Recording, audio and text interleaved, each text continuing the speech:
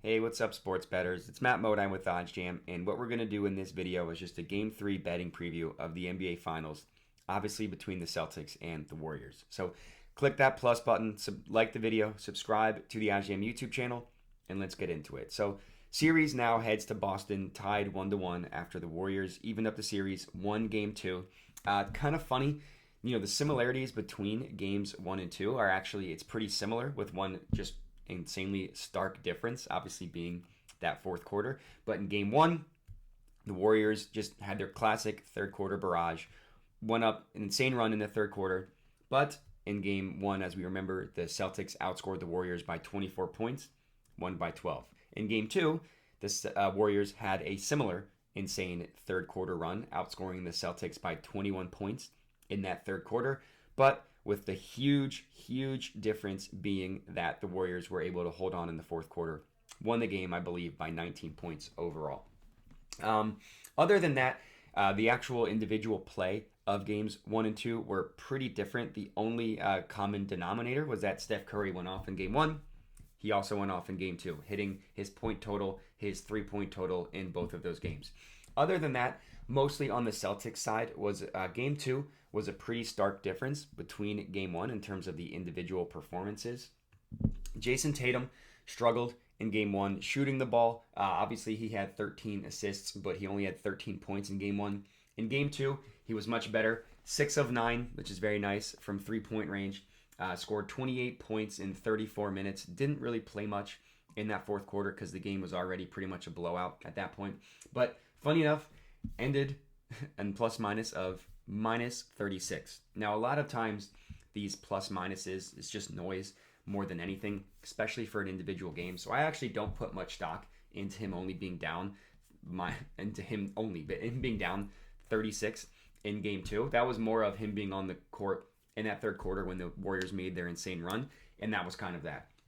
What's more interesting to me was the play of Al Horford and Marcus Smart. So those two had an awesome game 1, especially Horford. I believe he had 26 points. He made 6 3-pointers. Marcus Smart went 4 of 7 from 3. I believe he had 18 points. Those two combined for 4 points. Now, Derek White, watching the game, I actually thought he played better than he did just looking at the stats. Now, obviously, box score hunting is not a way that you should ever play or analyze sports. But I was just interesting. It was interesting to me to find out that he went 4 of 13 from the field and only scored 12 points. I would have thought he actually played better.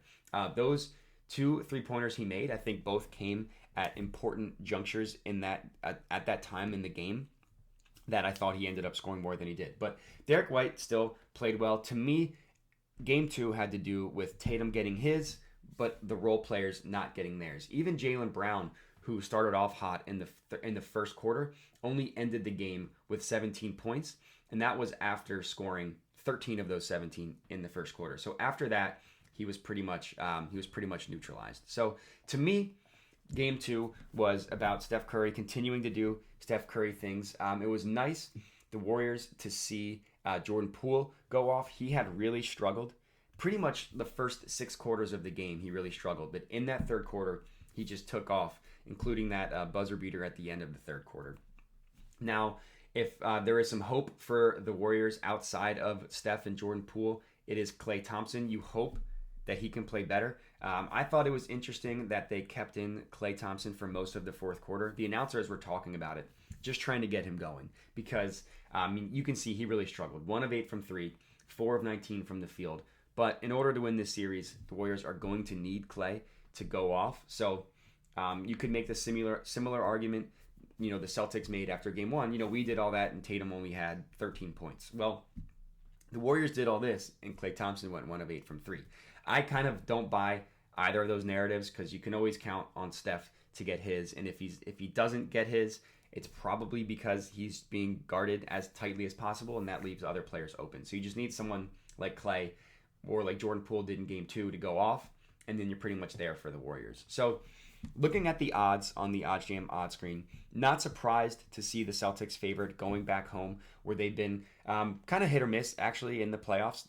They won 3 road games in the Heat series, and they won Also, I believe 3 road games in the Bucks series as well, if I remember that correctly.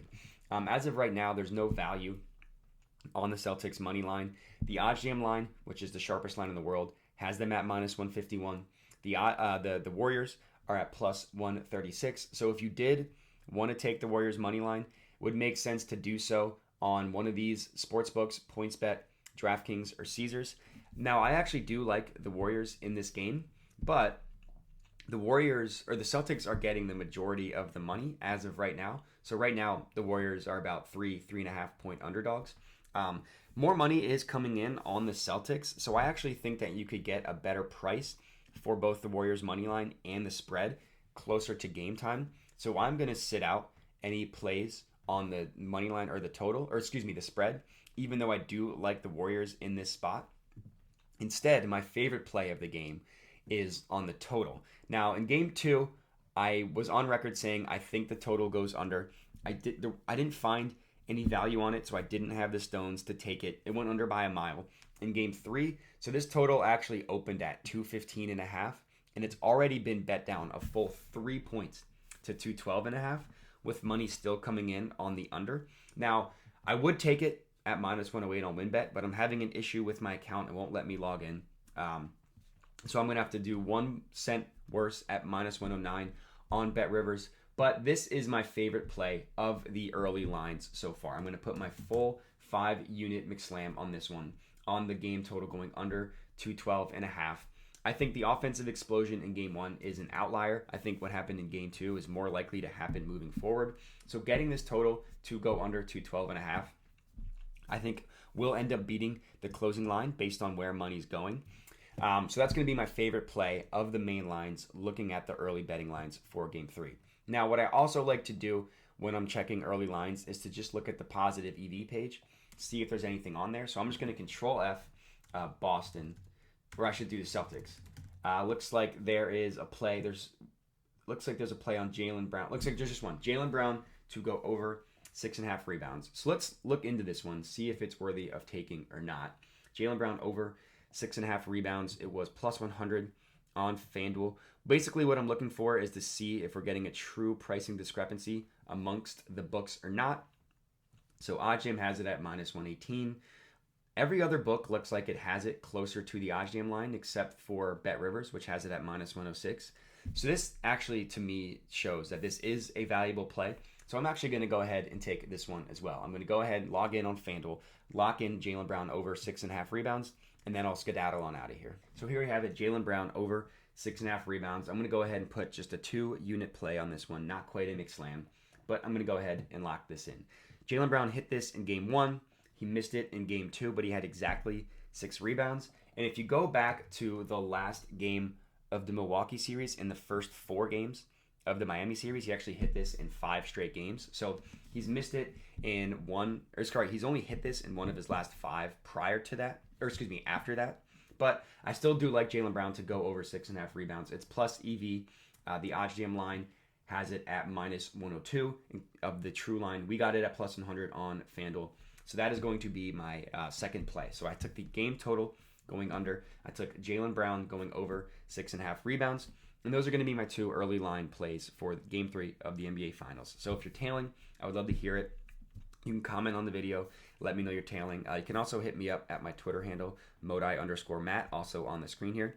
Let me know you're tailing that way as well. But as far as this video goes, that is all I got for you. So thanks for watching, and have a good one.